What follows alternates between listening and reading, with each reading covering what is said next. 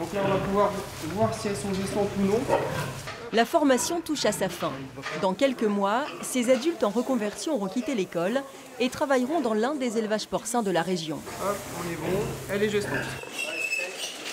Patrick a été barman puis serveur dans un restaurant pendant 25 ans.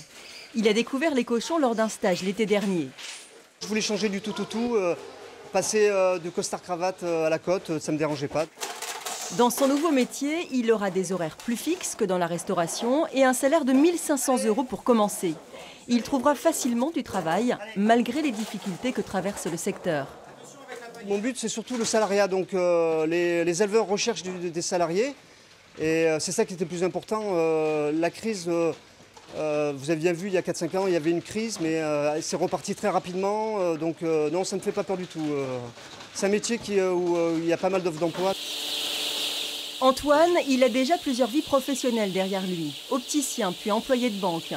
Ce fils d'aviculteur n'a jamais eu envie de reprendre l'affaire familiale, jusqu'au jour où...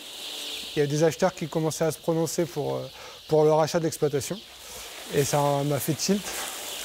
8 mois de formation plus tard, il va prendre la suite de son père. Il va devoir commencer par investir pour mettre les poulaillers aux normes. Moi, je vais transformer les poulaillers pour justement répondre aux demandes sociétales et habituer les poules à aller vers du plein air. Ça m'inquiète, faire des investissements si lourds sans avoir de vision. Mais au bout d'un moment, il faut être entrepreneur. Quand on fait le choix de racheter une exploitation agricole, c'est une société. Et il faut un jour penser à entreprendre. Donc ça fait partie du jeu. Elles ont 10 jours. Oui, c'est ça. Donc 6 jours, 10 jours. Antoine sait que son père sera là pour l'accompagner à ses débuts. Patrick, lui, compte sur les conseils de son futur employeur pour réussir sa réinsertion.